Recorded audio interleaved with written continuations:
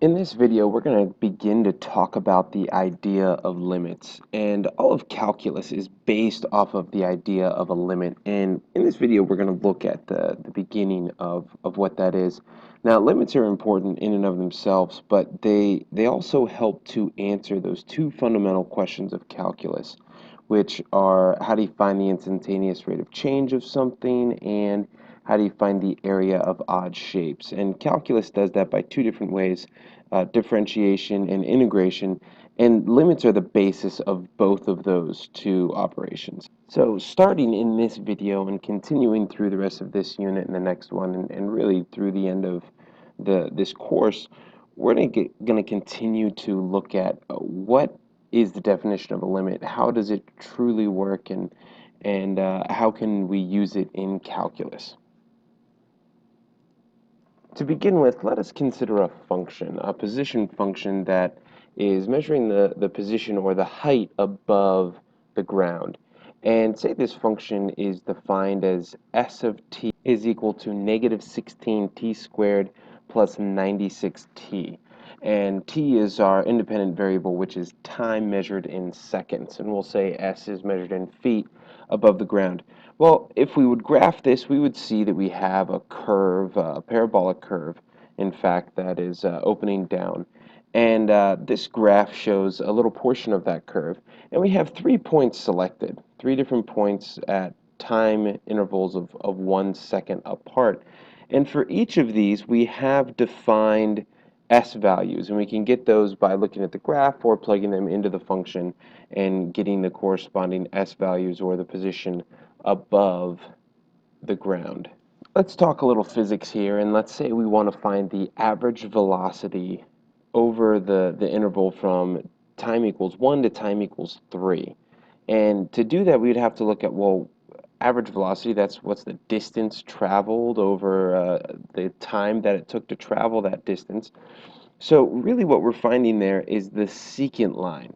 We connect these 2 points in time and position, and if we find the change in the position or the distance that's traveled, which is the 144 minus 80 gives us 64 feet, and how much time did it take? Well, that's 3 seconds minus 1 second, 2 seconds. We find that the average, or the slope of this secant line, is 32 feet per second. And so that tells us the average velocity over that time interval. Now, that doesn't necessarily mean that that's what it was traveling the entire time, just the average over those 2 seconds was 32 feet per second. And let's say we did this same process again between time equals 1 second and time equals 2 seconds. We find the slope of the secant line to be 48 feet per second. So we find that this object is traveling an average of 48 feet per second in that second, the 1 to 2, but from 1 to 3, it's traveling an average of 32.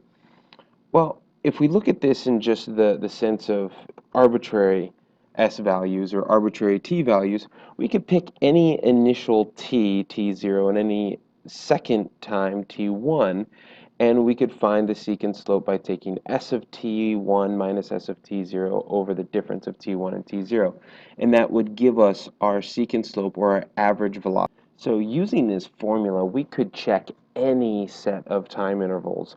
And if we look at this table here, these are a bunch of different time intervals. The first one here we've already done, the from t equals 1 to 2, we know that's 48 feet per second.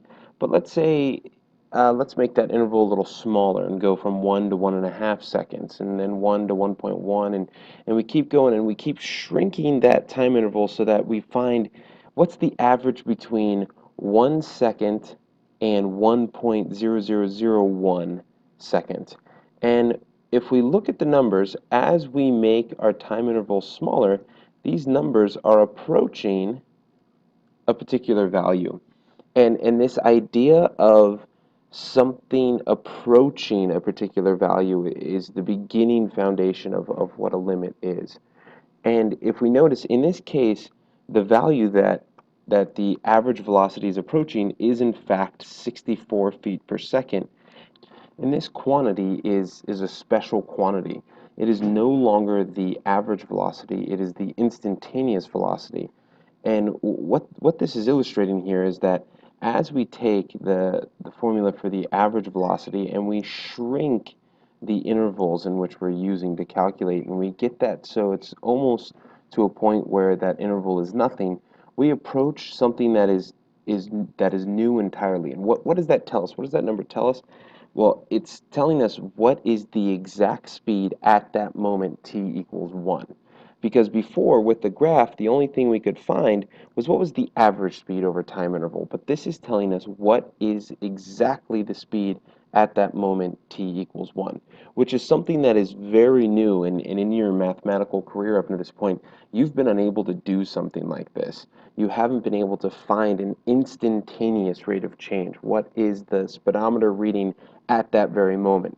We've only been able to find averages and approximations.